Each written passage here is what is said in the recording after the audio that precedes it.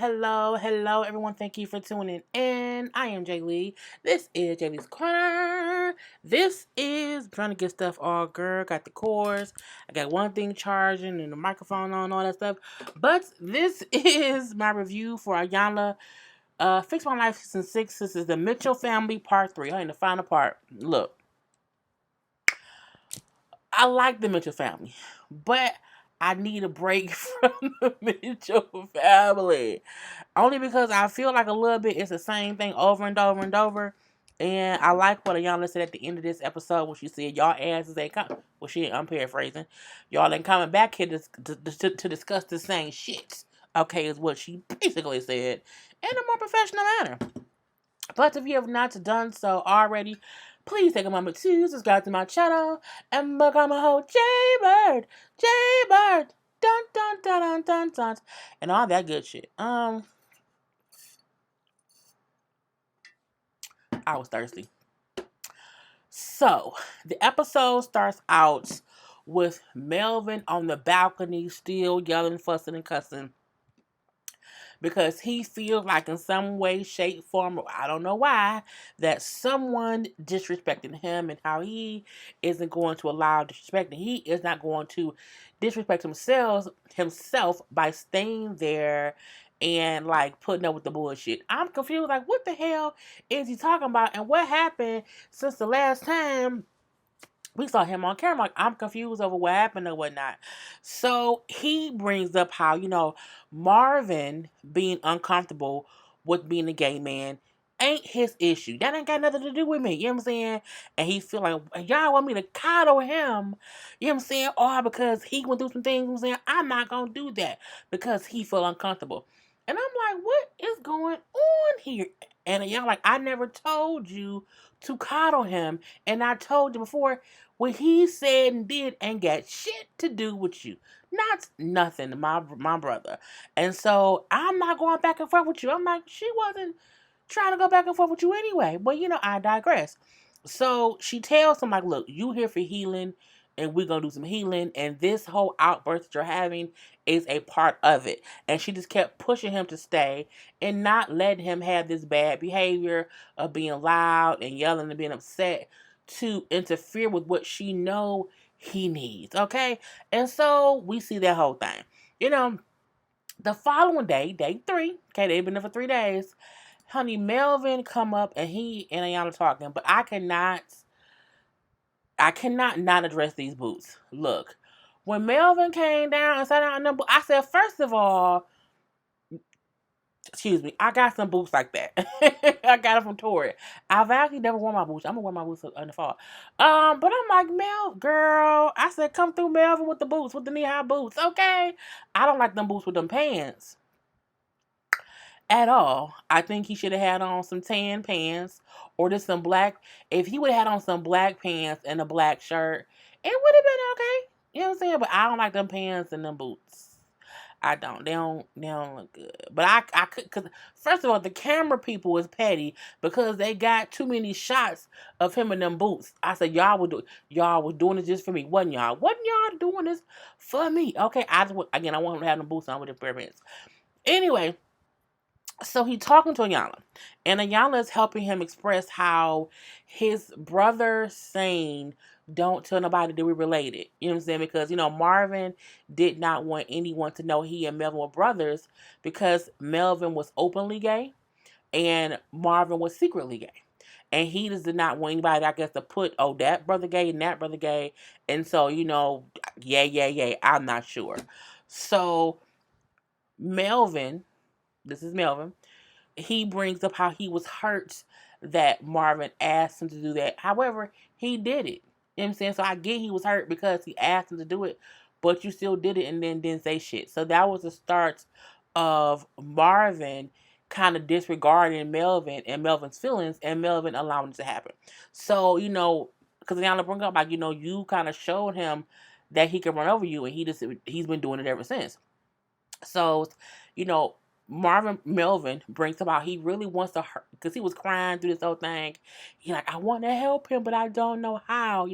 I'll allow him to treat me any kind of way thinking it'll help him, and it still doesn't. He still do it, and nothing, nothing is fixed. You know, and Iyanla reminds me, you can't help him if you're not being honest with him. You haven't even told him yet that what he did hurt you. The fact that he wanted to deny you, not only did he want to deny you, he wanted you to deny you and deny him. And how all of that hurt you in one way or the other. She brings up how, he can't do these things and think it's okay. And you should not allow him to do these things, to treat you any kind of way and think so. That's why he keeps doing it. So that's the whole thing.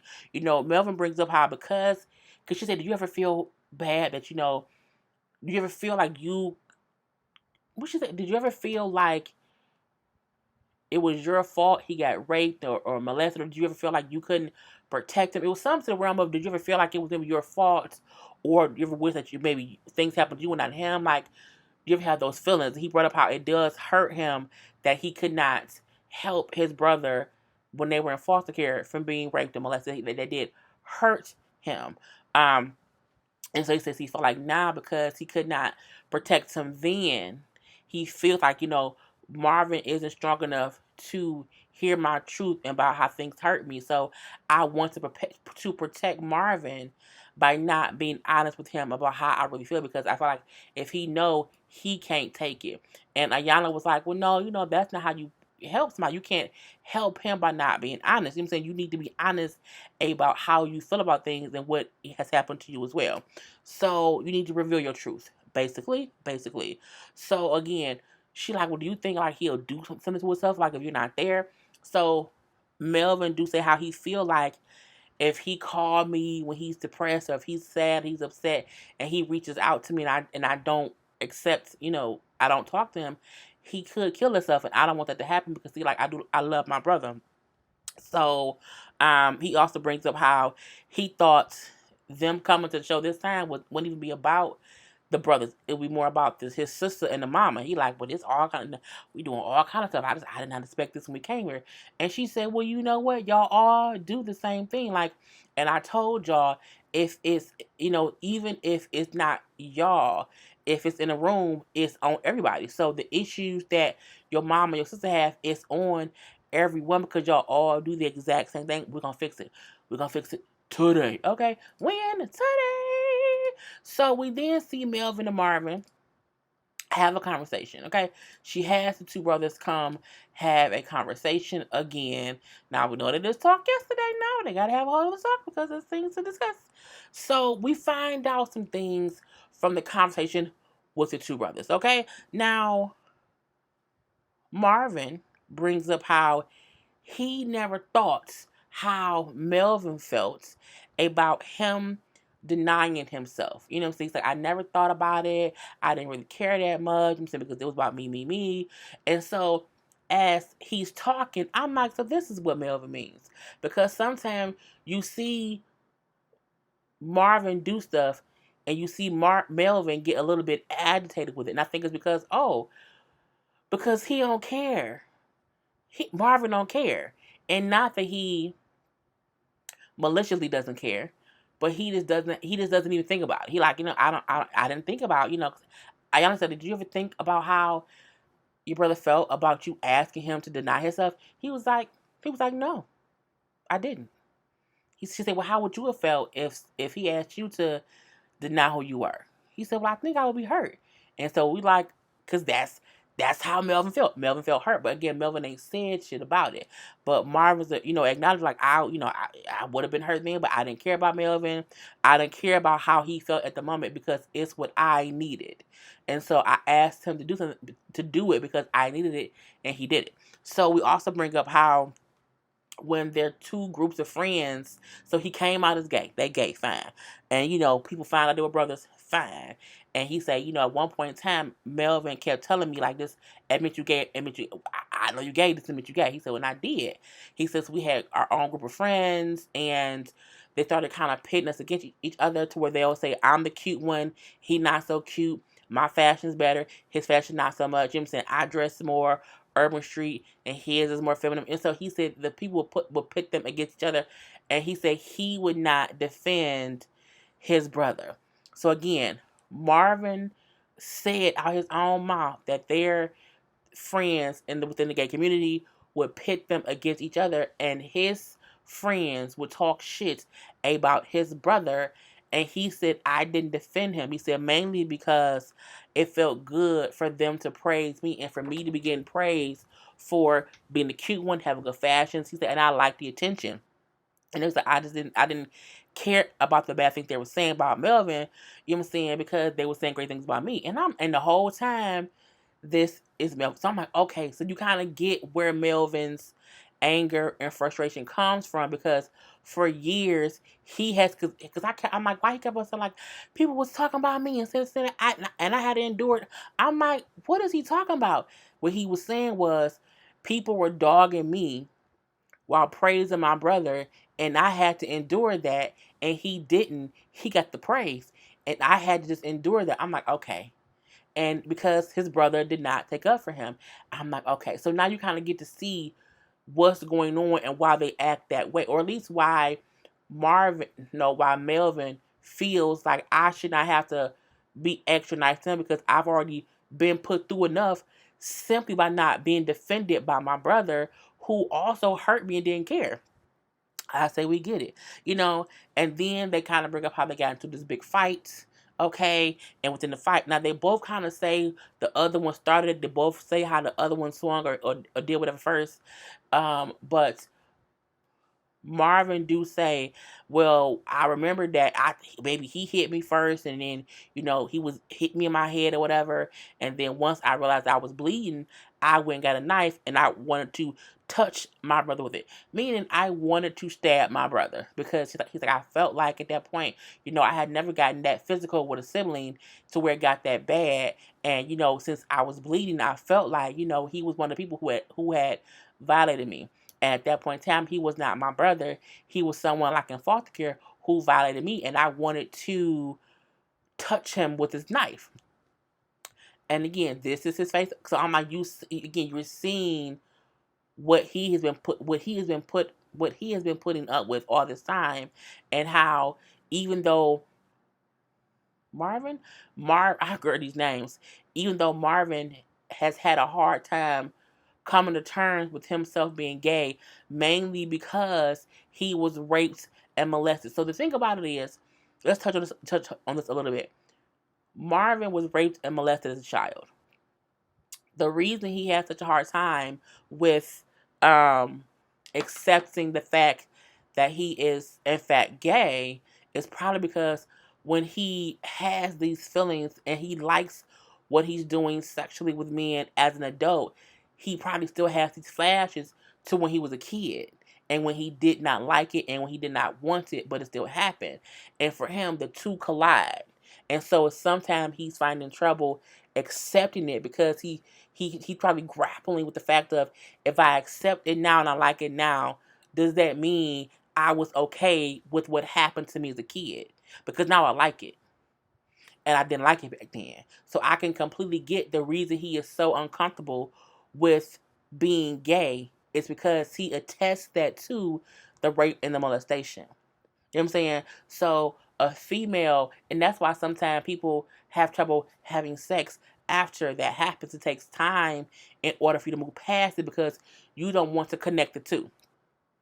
Even if the two have nothing to do with each other, the enjoyment feeling of it can take you back to a traumatic moment, and you're like, you know what, I don't want to be gay, because does that mean I'm okay with being raped? You know what I'm saying? So I get that is what his thing is. However, separate of that, separate of that, he still allowed things to be done and said about his brother, Melvin, that are not felt to Melvin. And that is why Melvin say, like, he treats me like shit. He allows me to be talked about, and he ignored and dismissed and all these things, and it makes him be upset. Anyway, so they bring up how, after the whole fight thing, they did not talk for about 3 months and whatever. And then when they did try to, become back cool or whatever, whenever they just say, have y'all talked about the fight since then? And then they both kind of say, well, not really. Like, if we talk about it, because we can't see the other person's perspective, we can't keep talking about it, because it then becomes another argument. So they just kind of leave it alone. And she said that's because y'all not trying to talk about it. Y'all are trying to be right. And that's the difference. It's a way that you can talk about something and not have to be right in it versus just, having a conversation about what happened and not care about, well, if you say I hit you first and I feel like you didn't, then you wrong, I'm right. And if you can't admit that I'm right, then we both gonna keep arguing. And that's probably what they keep doing. So, um, Marvin brings up how for him, like, and when we talk, okay, Marvin says when he talked to his brother Melvin, when Melvin gets aggressive and what he's talking, he gets angry. When he gets aggressive, he said, "For me, I put a wall up and I get in protective mode because I resort back to being in foster care and having to protect myself, and that's just what happens to me, honey. It's so much." So Iyanla kind of explains to them how Melvin is like a wounded dog, and the aspect of a wounded dog will still bite you, not because it's mean and vicious and aggressive, but because it's hurt. It's hurt, and so it's just lashed out because it's hurt. So she's like, he's hurt. He's not trying to be mean and rude and aggressive. He's hurt, and he don't know how to express it to you, his brother, because he feels as if he's protecting you from his own pain. You know what I'm saying? And if y'all ain't watching me, I'm pointing to his brother there, so it might be wherever you listen to me. So again, like your brother not mean and rude or whatever, but he's hurt. He can't express it. So Melvin tried to say everything in his own words. How I was hurt that you denied me and made me deny myself, and that you didn't try to help me. You did not defend me, and you know what I'm saying. He's crying. Oh, he's crying so much. He says, my biggest blessing was having you as a brother. I love you, whatever, but you dismissed me and that hurt me. You did not take up for me, and you let everyone do things to me that you were also doing, and I now allowed it. And you know what I'm saying, that hurt me. And the one thing I will say is I didn't understand or didn't appreciate, I guess is the word I'll say, how Marvin did not have much, he don't show much emotion besides anger. When he's upset, he's you know what I'm saying? But I felt like when Melvin was talking, I was surprised that Marvin didn't have more of an emotional, at least a tear, at least a lip quiver. You know what I'm saying? It was this stoic face. But I also feel like that may just be his defense mechanism. I'm not sure. Melvin brings up how, I feel like moving forward we need to either work past all of this to where, we can get along and everything, or if we can't do that, then we should just kind of cut ties and no longer keep hurting each other by being around each other and consistently hurting each other. And I'm like, that's because sometimes you have to love your family from afar.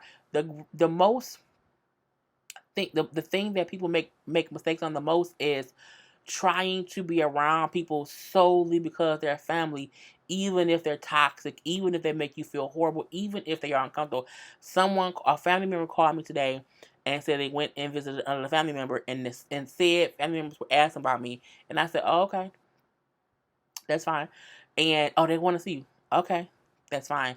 And I said to my mom separately from that family, I was like, people don't get the reason I don't go over there because I don't want to deal with it. Like it's teen too much. It's always some dumb questions. It's always some fugaziness, or it could be people over there who I don't deal with at all. You know what I'm saying? And I like to keep my peace.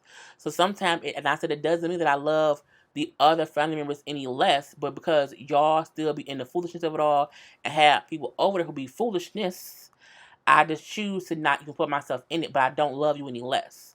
But I can love you from afar. And sometimes you have to love family from afar just so that you and them can be peaceful. Period. Just saying. Anyway, so they both Yana tells them both how they need to think more highly of each other. And Marvin apologizes for making his brother. Marvin apologizes for making his brother deny himself, and Melvin apologizes for denying Marvin's strength. And they love each other. It was cute. And she brings up how y'all need to practice this kind of communication, because if you don't practice it, you know what I'm saying, it won't work, and y'all still have work to do. Like, ain't nothing fixed, but you are at a starting point that you have to keep up. Okay? Okay. So next we see she has conversation with Kizzy and the mama. So she talks to Kizzy first, just a little bit, just asking Kizzy what she wants from her mom. Like, what are you here to gain? And Kizzy, like, I just want us, to be close or whatever. You know what I'm saying?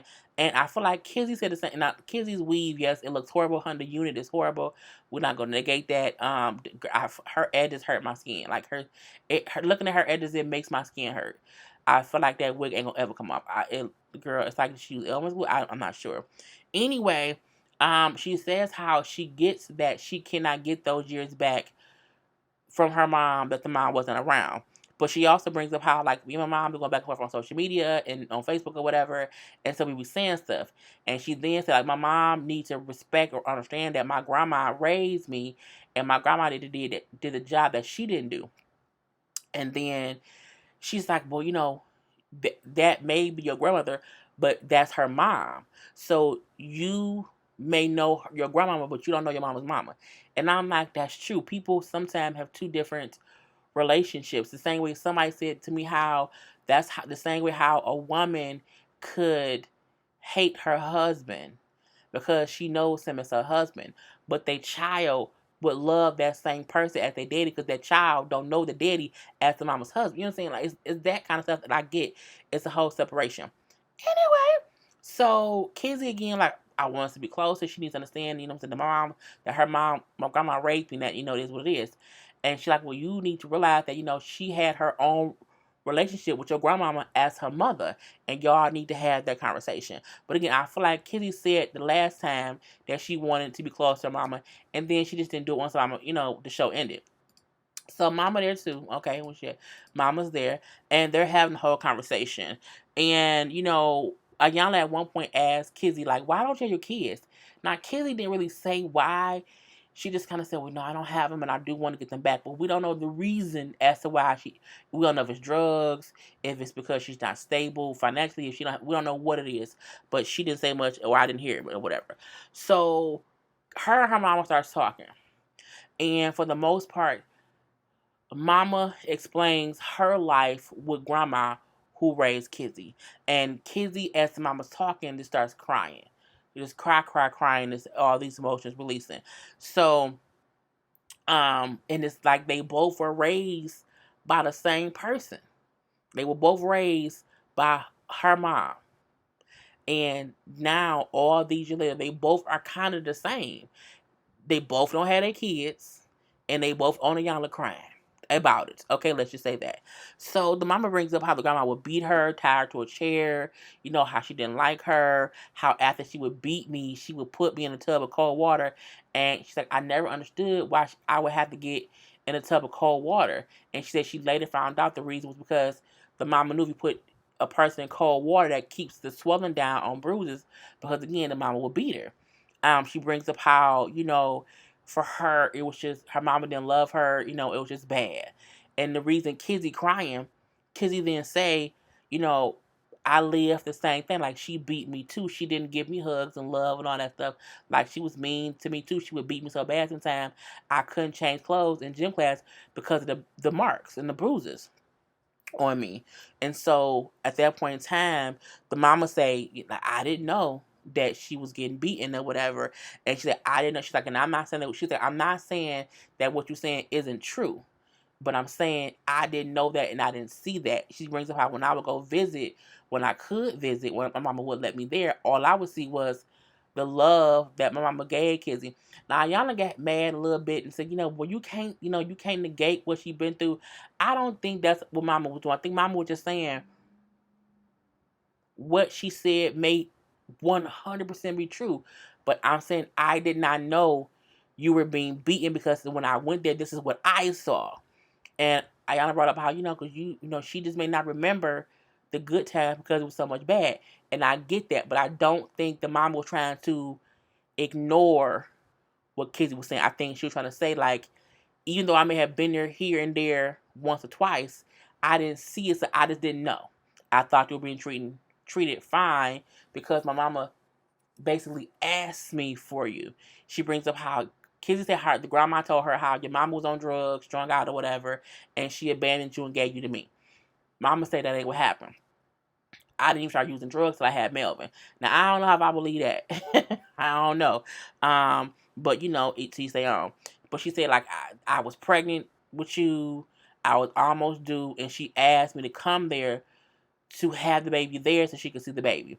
I was there, which came there, was there for 2 weeks. Then had you stayed. You was about 6 weeks old, and when it was time for me to leave and go back to like to Kansas City, she said her mama kept trying to keep Kizzy and would not let her take Kizzy. She said, but we ended up getting away, and you came with us. Her mama called her saying how she was sick and shut in and whatever, and how the baby would be the only thing to raise her spirits so she wouldn't like die. I was like, girl, really? But she said, I brought you back but you were only supposed to be there for like maybe a week or two or whatever. And she said, when I came back to get you, she wouldn't let me take you. It was a whole fight or whatever. It got really, really bad. And, I was forced to leave you with her. Now, I mean, I feel like the details is kind of sketchy, whatever, but I can imagine that happening, a little bit here, a little bit there. So they realized they both was raised by a fucked up individual, basically. But now the cycle has repeated itself, and Kizzy don't have her own kids at all. And all the anger and resentment she held towards her mama, it was crazy because the mama went through the same thing she went through. So it's like, well, y'all both was the grandma the fault. She right there by now. But I mean, that's the person to be really upset with. Y'all don't really have no beef with each other, but they don't know each other. So, she asked, like, what do y'all want now? They both say how they want the other one in their life. And, Kizzy apologizes for, I love you. I'm sorry for disrespecting you. And, what I'm saying, bringing you back to these memories that was probably hard for you that I didn't know about. And the mama say, like, I love you too. And I'm sorry I wasn't there. And I want to get to know you, and I want you to get to know me. Because again, they both adults now. Kizzy's 40. Okay, Kizzy's 40. So, ain't no mommy, ain't none of that. Like, y'all need to get to know each other as grown as women and move past what happened in the past. Because as you see, the grandma didn't do any better job with Kizzy than the mama would have done. Now, she could have been worked off with a mama, we don't know. But she still looks sad and depressed. She looked like she's struggling. Okay, and again, she don't have her kids. So, girl, girl, you have enough to worry about without being upset with your mama. And Iyanla brought up something like, you can't act like Kizzy is upset with her grandma for not hugging her. She's upset with her mama, you for not being there. And mama had to like kind of, you know what, you're right. I completely get it. You're right. So these two conversation, to me, it was more like they just had to understand they both want the same thing. They both were raised by the same person, and they both went through the same things and did not know. And when the mama started to talk about her being beaten and the fact that Kizzy immediately reacted to it, it's like Kizzy realized, damn, she ain't lying because I went through the same thing. So it probably made her realize the things that my grandma said to me over the years, a little bit of it was bullshit. And at one point, the mama said, I would go and try to visit Kizzy, and my mama wouldn't let me, or I would get put out. I would be like all these things would happen. And Kizzy still crying. She's like, I remember, when I was in grade school, my grandma would teach me. She taught me. She would make me remember. If she would tell me, like, if your mama ever come up to your school, you need to have a fit and cry and bring all this attention to yourself and not go with her. So it made kids realize my grandma really was trying to poison me against my mom because she had whatever issue against my mom, and that may be the reason that she beat me. Because she ain't like my mama. The same way she beat my mama because she like my mama daddy. So a whole cycle. A whole cycle. So, the ending part is, because they hug it out and they gonna be better. They're gonna do better. They're gonna try to get to know each other. So we then see she gets all the kids together with the mama, and she asks them like, y'all need to handle y'all triggers. She has a little box, and in the box it's a whole bunch of like rat traps, and she's like, a trigger is something that it takes the slightest touch and you snap. So she would, touch the thing with something, of course it'll pop. And it's like, so all y'all had these little triggers, and it's as people walking across these things, y'all snapping. So they pop, pop, pop, pop, popping up. And she's like, these are y'all triggers. Like, y'all need to figure out what y'all triggers are and get them handled. So she asked the mom, like, what do you feel like you need to work on that's on this, like, pendental on the donkey thing? The mom's like, I need to work on myself being better. Just overall, I need to work on myself being better. So when Iyanla pulled out the little donkey thing, and she's like, you know what? All these pins in here, stuff that you had something to do with. You know what I'm saying? It was things that you were holding on to, but you need to move past these things. So she like pull them out one by one. So she kind of asked each kid, like, what would you pull out of here? You know what I'm saying? That you would let go of, that you're blaming your mom for. So Michael said, I would, I would forgive her for not trying. And it flashed back to her and him talking, and him saying how she didn't try to be there and be there for that. We see Marcus who say, you know what I'm saying, he would do the pain, feeling like, you know what I'm saying, of what he's done. So they show him flashing back to when he was saying how, oh, this is my fault. You know what I'm saying? I didn't fix it this and I couldn't do that and I couldn't help. It's like just he was blaming himself, excuse me, for things that he felt he did not do that really wasn't even his fault. So Mikhail says he would get rid of abandonment. We see him flashing back to when he was talking to Iyanla about feeling like he abandoned his kids because he don't have custody of his kids. So he has that abandonment thing. Marvin says, anger. We see Marvin, I'm tired of this shit. I'm going to beat their ass. His whole anger issue. Melvin says guilt. He was sitting and talking to Iyanla Crown about how he felt guilty that he wasn't able to help Marvin, not be raped and molested. We see Kizzy say, the whole disrespect thing. So we see Kizzy kind of going off on a mama, just being rude. And then the mom said she would get rid of emotional dishonesty. Her not emotionally admitting to or being open to the fact of that she in some way was dishonest with her children about reasons that she was not there initially. Okay. And they all kind of like, you know what, okay, we feel better now. And she brings up how, y'all can't come back here. I'm done with y'all. Y'all cannot come back here for these same reasons. Y'all are no longer kids. Y'all are no longer in foster care. Y'all are no longer in group home. Like, y'all are grown adult people, and you cannot hold on to that and keep trying to only focus on that. Y'all are different people now. And so, she brings up y'all can leave like if y'all all anything else from back then, all that unfinished business, y'all have to leave that in the past. You can't keep bringing that unfinished business, to the forefront, because some of it's the same thing over and over and over, and it all stems from that, and you keep staying in that, and it ain't helpful. I can't have y'all here again for the same shit, okay? And so she's like, y'all can't come back here talk about them things. Not today. Nope, not in my goddamn house. What I thought she should have said. And then she makes them all say how they need to learn to be better. And that was the whole episode, y'all. So I hope y'all enjoyed. Next week is a whole different Iyanla, so it's gonna be a whole different person. We want with the Mitchell brothers, the Mitchell family again. Hopefully. So anyway, y'all, enjoy.